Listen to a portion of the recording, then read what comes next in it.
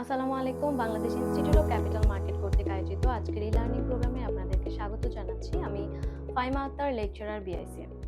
আজ আমরা আলোচনা করব আর্নিং পার শেয়ার এবং প্রাইস টু আর্নিং রেশিও কি এবং কিভাবে এগুলো একটি শেয়ারের মূল্য নির্ধারণে গুরুত্বপূর্ণ ভূমিকা রাখে।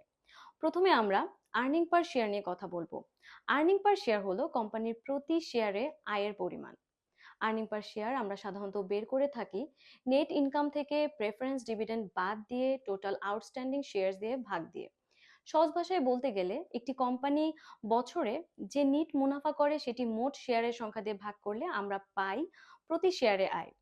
যদি কোনো কোম্পানির আর্নিং পার শেয়ার বেশি হয় তাহলে আমরা বুঝতে পারি কোম্পানিটি লাভজনক। সাধারণভাবে উচ্চ ইপিএস মানে কোম্পানির আয়ের সক্ষমতা ভালো, যা বিনিয়োগকারীদের কাছে একটি ইতিবাচক সংকেত বহন করে। এবার আসি প্রাইস আর্নিং রেশিও বা price two earning রেশিওতে।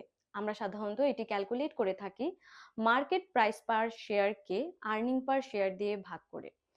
Price two earning ratio আমাদেরকে বলে দেয় বিনিয়োগকারীরা কোম্পানির প্রতি 1 টাকা আয়ের জন্য কত টাকা দিতে রাজি।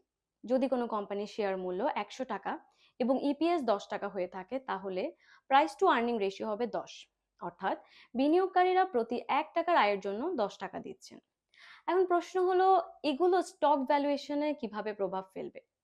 সাধারণত উচ্চ ইপিএস মানে উচ্চ সম্ভাব্য শেয়ার মূল্যকরণ, বিনিয়োগকারীরা লাভজনক কোম্পানিতে বিনিয়োগ করতে আগ্রহী। উচ্চ প্রাইস আর্নিং রেশিও বলতে ভবিষ্যৎ প্রবৃদ্ধির প্রত্যাশা, কম পারসিভড রিস্ক, শক্তিশালী ব্র্যান্ড বা বাজার অবস্থান বোঝায়। তাহলে বোঝা যায় বিনিয়োগকারীরা ভবিষ্যতে কোম্পানির আয় বাড়বে বলে আশা করছেন যদি দেখা যায় প্রাইস টু আর্নিং রেশিওটা বেশি। উদাহরণস্বরূপ গ্রোথ কোম্পানির প্রাইস টু আর্নিং সাধারণত ভ্যালু কোম্পানির তুলনায় বেশি হয়ে থাকে। কম পি রেশিও মানে শেয়ারটি সস্তা হতে পারে, আবার এটাও হতে পারে যে কোম্পানিটির ভবিষ্যৎ অনিশ্চিত। তাই শুধু সংখ্যা দেখলেই সিদ্ধান্ত নেওয়া উচিত নয়। ইন্ডাস্ট্রি কম্পারিজন, হিস্টোরিক্যাল ট্রেন্ড এবং গ্রোথ রেট বিবেচনা করা জরুরি।